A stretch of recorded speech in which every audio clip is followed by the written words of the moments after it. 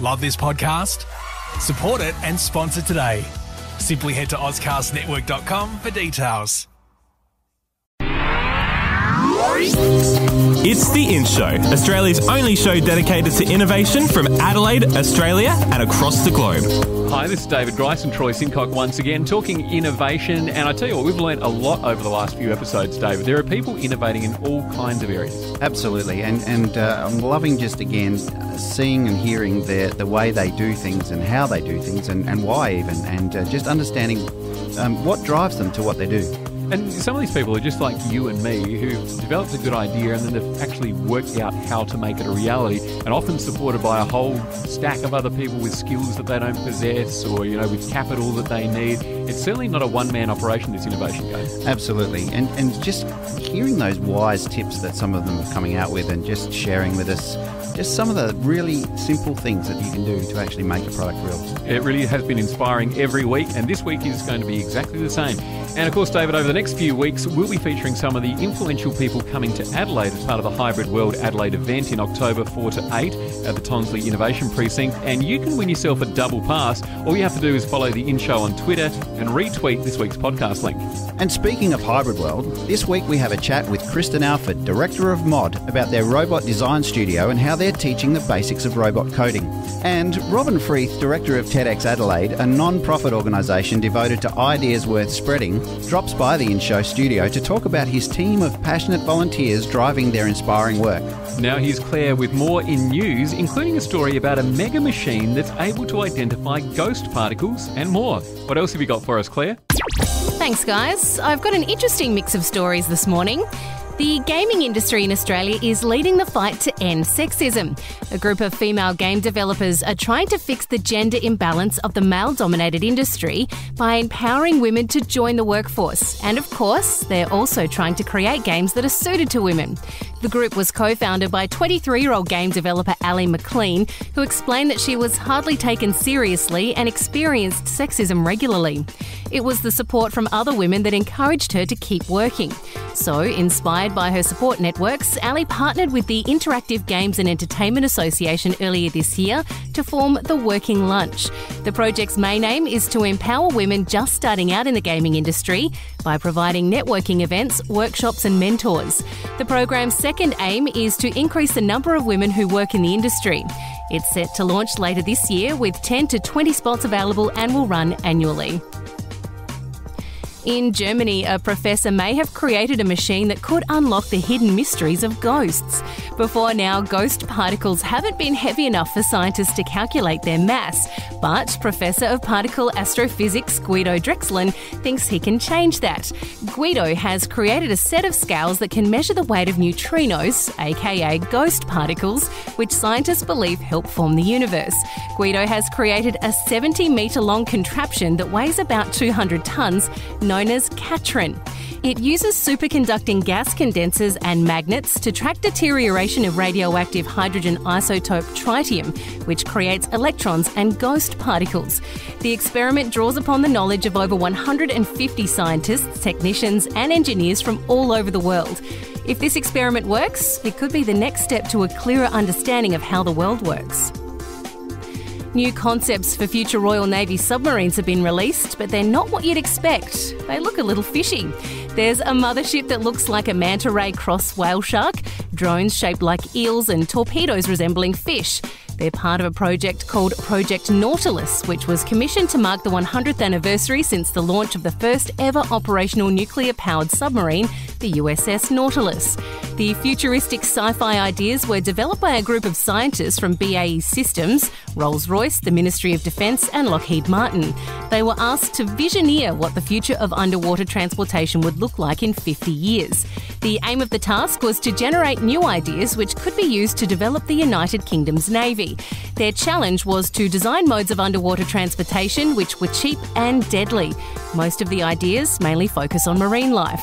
It's hoped that the concepts can spark technological advances or new ideas that could potentially develop the Royal Navy's crafts in an economical yet efficient way. And that's what's in news this week. Thanks, Claire. Those submarines, David, look quite extraordinary, sort of like these massive stingrays. Well, I tell you, I don't know whether you remember 20,000 Leagues Under the Sea a long, long time ago. What we saw on that movie is what they're designing right now. It really looks like super slick. Isn't it incredible how the movies that we saw from the past seem to be, in some ways, whether we're just connecting them, but in some ways seem to be informing, the technology of the future? Oh, absolutely. And look, adding to those sort of designs is the current technology. Being able to sense things and use different types of sonars and radars and different things to be able to look at what else is there it's gonna be very interesting. Because when you think of submarine, you just think of that stereotypical sort of shape, that sort of cylindrical shape, don't you? But this thing just looks like a spaceship underwater. Yeah, absolutely. I mean, I don't know whether you've been into a submarine, but they're very claustrophobic, and the beds that people sleep in and that sort of thing are like 2 feet wide. They're very, very narrow because there's no room. So this kind of design could be very interesting as far as just the well-being of the sailors that are going down underneath the water. And if you want to see what they look like for yourself, check out theinshow.online. David and Troy talking about innovation on The In Show, and you can check us out on Facebook and Twitter as well. And don't forget, if you retweet this week's podcast link, you can win yourself a double pass to Hybrid World Adelaide. Next, Mod are running a robot design studio at Hybrid World Adelaide, teaching the basics of robot coding. We'll chat to Mod director Kristen Alford. Adelaide is starting to be recognised as a smart city, nationally and globally. The City of Churches is rapidly gaining a reputation as the city for innovation. Smart city innovation is becoming a big part of our future. The Adelaide Smart City Studio is supporting people that are creating new smart city products and services for global markets. What we've taken for granted is now being embraced by residents and visitors alike. Adelaide Smart City Studio, creating opportunities. Hi, I'm Nicole Henderson from Plate, and you're listening to The In Show. It's David Grice and Troy Sincock, and if you've missed an episode, make sure you subscribe to the In Show podcast on iTunes. In the next 10 minutes, we speak to Robin Freeth, licensee and director of TEDx Adelaide, a non-profit organisation devoted to ideas worth spreading. And make sure you download the Phoner app before you head to your next event. You can find people easier and market yourself better using Phoner. That's PFONR, available on the App Store now. Kristen Alford is the Director of Mod at the University of South Australia, which will be Australia's leading future-focused museum. And Mod will be part of the public program at Hybrid World Adelaide with the Mod Robot Design Studio, which sounds like a whole lot of fun. Good to speak with you, Kristen. Now, I've seen the fly-through of the museum on North Terrace. It looks absolutely amazing. It does. It's very exciting. We know that there's under 300 days to go now until we open, and we're in the midst of putting together the first exhibition, and it's looking really great. And we're really enthusiastic to be able to share that with Adelaide and with people further abroad. So what can we expect to see at Mod? So what we're really keen to do is to use Mod as a way of bringing in young adults to an environment that showcases the edge of research, that looks at how science and technology is emerging and does that at the intersection of arts and innovation. So it's meant to be emotional, it's meant to provoke new ways of thinking, it's meant to give people a place where they can, hang out and see new things happening all the time and be connected with people who are doing amazing things, and to allow people to start to think about, well, what does that mean for the way the future might evolve, and how do I find a place in that future that will allow me to make the world a better place? It sounds like you've really thrust things forward into the future, Kristen, because, of course, museums obviously, years ago started realising that it was getting a bit boring. People just sort of walked through them and out of them, and then the experience was done. And then they would introduce a couple of things for the kids, but that was only 1 or 2% of the overall experience. It feels like every step of the way people are being immersed in something that's experiential. Yeah, look, I think so. And we've used the museum word a little bit cheekily because we don't have a collection of anything except ideas, and we will have exhibitions that change over twice a year. So there will always be new things to come in and see and interact with. And I think part of that is people can get enormous amounts of information online, and there's plenty of ways of learning around things that people are exposed to through their secondary and tertiary study. But this type of interaction, which really actually provokes an emotional response or allows you to see things in a different light or to reframe a problem that you hadn't appreciated, is a much deeper experience. And I think that's what we're really hoping to provide for people, so that it becomes something that's a really attractive proposition, but something that does give a deeper response or some better capability to respond to some of the issues we might face. So, Kristen, what led you to getting yourself involved in this? I mean, is this something that you've been doing for a while, or is it something that, you saw an opportunity and away you went?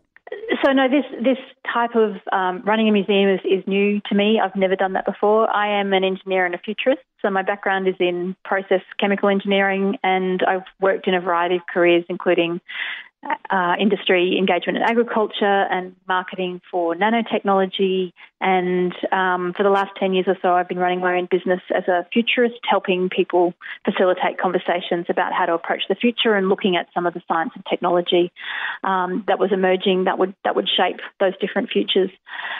This opportunity came up because our Vice-Chancellor, David Lloyd, at the University of South Australia, had been involved in the setup of the Science Gallery at Trinity College in Dublin, which was an initiative to showcase research output through a more artistic representation of the science and, that collision of science and art. And he really saw the need for doing something like this in Adelaide, which would, I guess, provoke new ideas in the community. So I came on board about 18 months ago. Of course, I bring my own slant to that, which is a really, an engineering and futures focus to what we are doing. And we're really trying to build something that has, I guess, a global reputation, that does things a little bit different from whatever else might be out there in the world, and that allows us to bring in new ideas to the state as well as showcase what we're doing here. And do you sort of see this as a tourist destination as well? Absolutely. I think, I see us as extending the cultural boulevard from, the University of Adelaide and the Art Gallery and the museum all the way down past the convention centre to where we are, and that west end of North Terrace is of course changing rapidly with the opening of the new hospital. And we're in a district that includes the Samstag Museum at the university, includes Jam Factory and Ace Open. So it's a really interesting tourist district that's emerging, and I think that will change a lot over the next few years. And we'd love to welcome lots of overseas and interstate visitors to be part of what we're doing as well. And is the building a purpose-built building specific for this, or is it housed within the university? So it is in a new building which is purpose-built for lots of things. So certainly we're on the bottom 2 floors of that new building, and that is purpose-built for MOD. It also houses the Innovation and Collaboration Centre and Match Studio. It's a new space for the School of Pharmacy that will move in there, and it also is specially designed for the Centre for Cancer Biology. So there's lots of research, laboratories, teaching spaces, and then the more, I guess, the innovative public interactions with the ICC and with MOD. It's super exciting, Kristen. Now, something else that's exciting is Hybrid World Adelaide. That's not too far away, coming up in the beginning of October. Now, you guys are doing a robot design studio. This sounds like heaps of fun. Yeah, one of the things we're really interested in exploring in MOD is the emergence of robotics, artificial intelligence and machine intelligence. And there are lots of kind of myths and misconceptions about what that might look like over the next, 15 to 20 years. For some people, it's skepticism about what robots can actually do, and for other people, it's that robots are going to take over, whole jobs and whole industries. And the truth is probably more interesting than that. And so what we're doing is, in MOD, we're looking at how we might start to pull apart some of those nuances, and starting to do that this year with Hybrid World by running a robot workshop that allows young people to come in and be able to do some pretty quick programming in order to make a couple of robots respond in different ways. And that's really kind of an introduction to the sort of thing that we want to keep exploring in MOD. And we're really keen to allow those opportunities for young adults who are really interested in that area to develop skills that are, good programming and coding skills, but also skills that bring in that artistic or creative approach in terms of what that means for human-robot interaction. Is there an age range that you're looking for with the people to interact with this? Yeah, so we're looking, MOD's aimed at a 15-plus audience. So we're looking particularly at that audience because there's actually quite a lot of activities that are run for the 8 to 14-year-old age group. But as you get into sort of year 10 to 12 and school gets serious, those tend to drop off. And we want to be engaging people who aren't necessarily engaged in school or who don't see themselves as being particularly good at this type of technology, and give them an outlet beyond the educational environment they're in. So it's a 15-plus audience. We're not overly strict on that. but it is designed for that older teen. And is the thought behind this about this program with the Robot Design Studio to lead to providing passion for young people to then pursue this as careers down the track? Yes, definitely, and I think beyond just the programming or coding, because while that's really important, and I do agree that having a level of knowledge around how to think through logical instructions and how to think around how programming language works, and also how to code in certain languages is important. It's actually not the overall picture with technology, and people can be technologists through a range of ways. So, the sorts of things that I'm really interested in is how might you use those robots in settings where we might struggle to get effect otherwise. So one of the really great examples I keep coming back to is physiotherapists using the Now robot that we'll be working with at Hybrid World to help young kids with their rehabilitation exercises. So that Now robot is a humanoid robot. It's about the size of a 5-year-old child, maybe a bit smaller. And what they found is if you send a young kid home who needs rehabilitation to a couple of busy parents, then it's hard to get rehab done well because it needs a lot of attention and a lot of effort. But if you send that child home with a robot as well, and that robot is the reminder that the rehab has to happen, and the robot sits beside the child and does the rehab exercises with them, you get much better adherence to the therapeutic outcome and get a much better outcome for that young child. And so that's really interesting because then it's not just the coder and the programmer or the robot manufacturer that you're working with. You're working with a team of physios, you're working in a family context, you're working with the patient themselves, you're working with a range of therapists, and it's a really interesting technology team.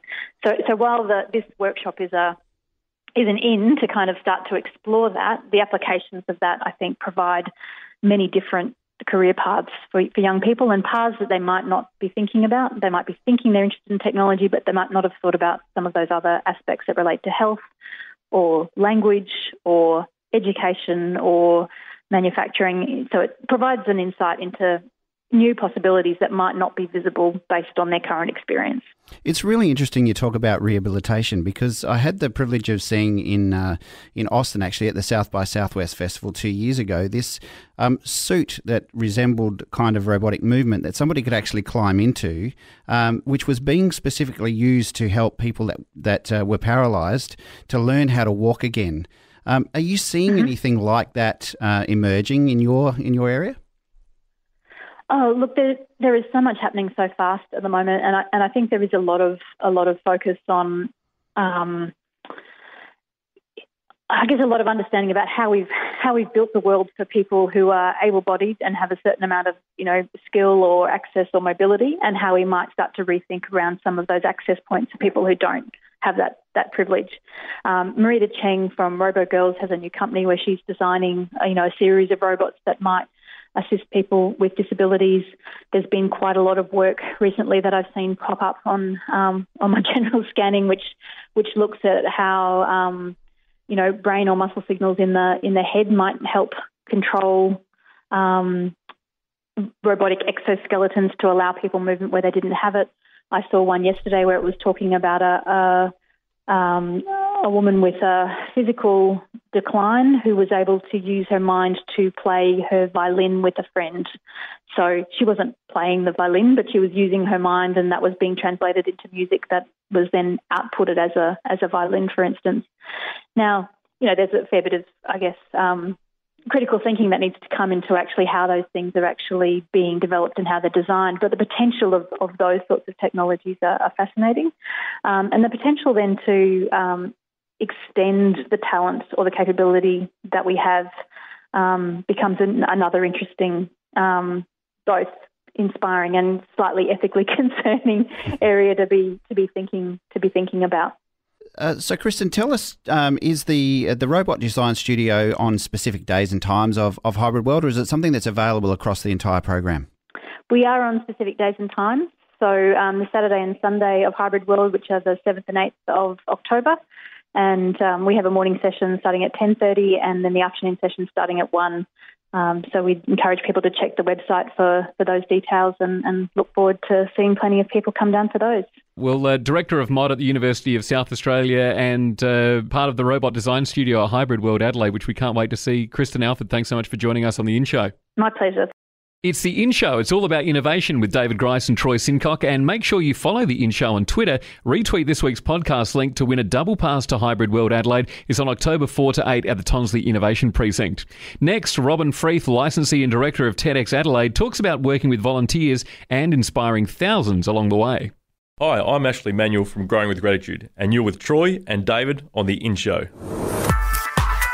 It's David Grice and Troy Sincock. Now, Robin Freeth is licensee and director of TEDx Adelaide. With a lengthy career in sales and customer service here and abroad, he's now taken on the job of inspiring people in a slightly different way. Thanks for joining us, Robin. Hey, how are you guys? Tell us about your involvement with TEDx and how this all came about, because we've all watched the videos for years and years now. And is this like a franchise? What is it exactly? Yeah, kind of yes and no. It's a license agreement. So TED started in 1984. Well, I actually didn't know that. There you go. It was a recent phenomenon. Yeah. Do you know what TED stands for? No. There we go. Technology, Entertainment and Design. So it started off as a conference in 84, and it's been building and building and building since then. This little thing called YouTube happened, I don't know, mid-2000s, something or other. It got quite big. Thing, yeah. It got quite big after a while. And then TEDx kind of was born from YouTube. So the X bit stands for independent. So around the world, there's these big TED events, and they're run by TED in New York, and there's two of those. And then you had these TEDx events, and the X is independent. And most major cities around the world have a TEDx something. So we have TEDx Adelaide. Then later on, all of a sudden I worked out I was running this big event, and it kind of got bigger and bigger and bigger. And why we do it, it's the right thing to do. We're a bunch of volunteers, and we want to make a bit of a dent into what people think and feel about Adelaide. Mm-hmm. So this is actually a not-for-profit organisation? Yeah, that's right. Yeah. So we don't make a cent out of anything. There's about, out of core teams, probably about 20 core volunteers that put this thing together. Then on the day, probably about another 40-odd volunteers actually kind of chaperone people around the place and help them to get the most out of their experience. But yeah, a bunch of volunteers, all professionals, people doing what we do in kind of real life. But in the other real life, we go and run TEDx Adelaide as well. So what exactly are you aiming to achieve? A few things. So I give a bit of backstory for me. So I might have just picked up from my accent. I'm not originally from Adelaide. Oh, you never would have known. I know. It's a shocker, isn't it? So I lived in London for way too many years. And my good wife, Paula, dragged me out here, not very kicking, screaming, I can tell you, in about 2003. And I've worked for some amazing companies with Vodafone and Westpac and Combank, and I got that call quite a few times saying, go to Sydney, go to Sydney, go to Sydney, go to Sydney, go to Melbourne, go to Melbourne. And I got bored of that. I thought, if I want to live in a big city, London's pretty good. London's pretty cool, actually. But I actually like Adelaide. I think Adelaide is a great city. My two kids, Coral and Aston, were both born here. We live down the bay. And I wanted to do something. So kind of what we wanted to achieve, we actually want to put Adelaide's thought leadership on the map. And that's both for us as Adelaideans and broader. And TEDx and TED is a global thought leadership brand. So if we can highlight some of the amazing thought leaders and some of the amazing ideas that we have coming out of Adelaide, we can help change perspectives on who we are and what we stand for. So I think one of the things we need to challenge ourselves on is what we think, how we think about ourselves. So managing such a large number of volunteers must be a reasonable challenge for you, or have you got volunteers that help you manage the volunteers as well? Yeah. So we do. Yeah. We do. It sounds quite onerous at times. 20 odd volunteers. The expression herding cats comes to mind, but it's actually not. Because we're so focused on what we do and why we do it. Our purpose is so well in our DNA. It becomes really straightforward. We just want to get on and do this. So we had one of our organisation meetings last night, and I make a point of not running them because it's not about me. It's about what we do as a team. We actually rotate the chair around. But because we're actually on point on doing what we want to do, it comes together really well. And communication is everything. So we actually use a tool called Slack to kind of keep all our comms in place and There are some technical wizards in the team that kind of help us to be really efficient in what we do. So a lot of the stuff happens online and virtual. We only get together once every fortnight, face to face, to share a glass of wine or something, and just kind of talk about what we need to go and talk about. And so do you have people approaching you, or are you approaching them to get involved in the talks? Yeah, both. Yeah. So at the moment, right now, we're doing our open call for speakers. So if anyone wants to kind of apply for that, then brilliant. And then we also go and tap people on the shoulder and say, we think you would be great. How do you think about coming on our TEDx Adelaide stage? That's on the speaker side. And from the volunteering side, we do it in a couple of ways. There are some actual roles and things we actually need, like a event manager, food and catering, and we want professionals in those roles. So we actually almost do it like a job. So we actually do a job description, we put it online, we ask people to apply. Volunteering isn't just something you show up every so often, have a glass of wine, and in between do nothing. It's actually, you got to stick some hours into this thing. And we have a desire to have a world-leading event on our hands, which is what we've created. Tell me about one of those special moments that has happened since you've taken over the reins at TEDx Adelaide. You must hear some extraordinary things and meet some incredible people. Yeah, it's one of the humbling pleasures of this. When I opened up last year's event at the town hall, we had about 850 people in the auditorium. I've done a bit of public speaking over the years, but never have I stood on a stage and being involved in an atmosphere that was so, best way to describe it, thick, so dense, so baited with anticipation, that it was just, even now, as I talk about it, I get the kind of tingles on the back of my neck, and that moment will live me forever. Some of the people I've met have blown me away. Some really famous people, and some people who now volunteer on the team, and now some of my closest friends. Through some of our speakers, who just continue to think about different ways. Fiona Kerr spoke last year, and I bumped into her last week at an event, and she's got a new piece of research out, and it's just, how do you develop that so quickly? How do you get to do that, and think about this? That's really cool. It's incredible how fast things evolve, isn't it? And so for you, is TEDx all you do in your day, or do you do other things as well? No. So I do a lot of strategy work around sales and marketing. So sales, marketing, leadership, help companies to understand that kind of those three components of their business. So with leadership, how do you feel, the future of leaders, well, the thinking of leaders needs to evolve now to embrace what's coming and what's ahead of us? Yeah. So I think we can't get too fixated on what the future looks like, and just be really open to different ideas. Yeah, and I think if you start to fixate too much on a point in the future, then you're going to miss what happens between now and then. And so, as I'm helping companies write strategy, I think great, you need strategy, but you also need to be adaptable to what you don't know. And I think it's being curious about what you don't know and exploring that, and not being arrogant enough to think around everything. That can really make great leadership. And curiosity, is one of the things that is actually quite a common theme for us on the InShow. It's a lot of the entrepreneurs and startups and so forth. They're just incredibly curious people. So yeah. I really agree with you in terms of the leadership of the future needs to have that curiosity about it, because otherwise, how are you going to grow as an individual as well? That's right. I always think that the power is not in the answer. The power is in the question, because the answer is dictated completely by the question you're asking. So I think great leaders ask great questions and don't try to answer it themselves. Well, what's on the horizon for TEDx Adelaide? Obviously, your annual event, but do you have any sort of master plan beyond that? Yeah, kind of. So I kind of think about more TED the better. Mm-hmm. So there's, as I said earlier, there are these big TEDx events. So we'll have about 1,000 people in Town Hall on the 2nd November.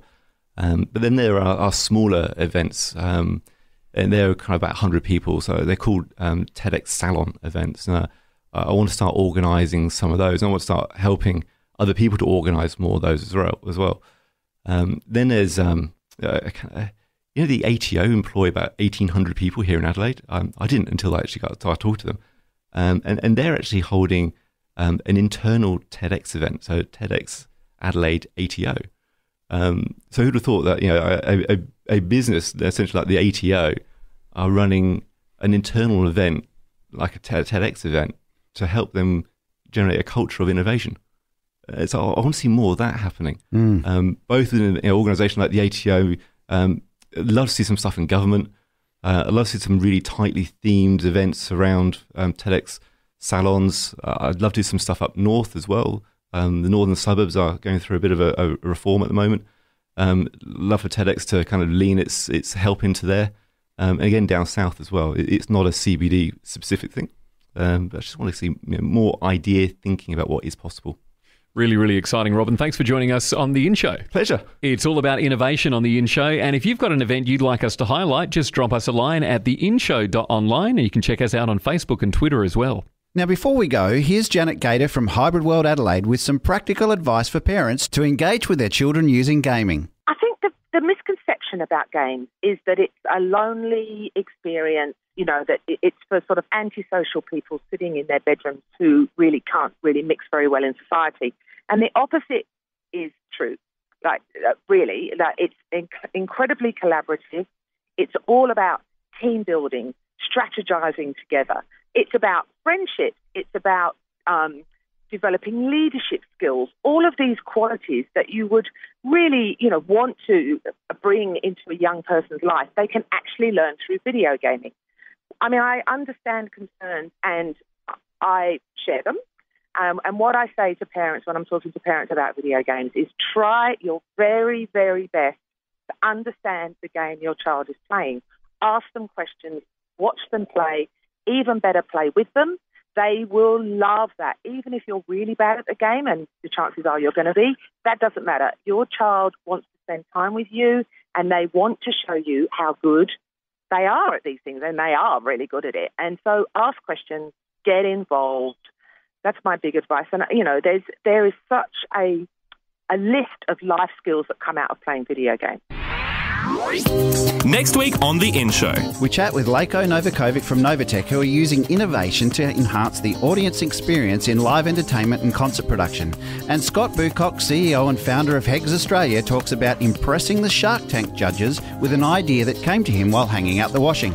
As usual, Claire will be bringing us those interesting and sometimes unusual stories from around the world. And make sure you check out theinshow.online. You can subscribe to iTunes and listen to the podcast, find out more about this week's guests, share an innovation you're working on, and follow us on Facebook and Twitter.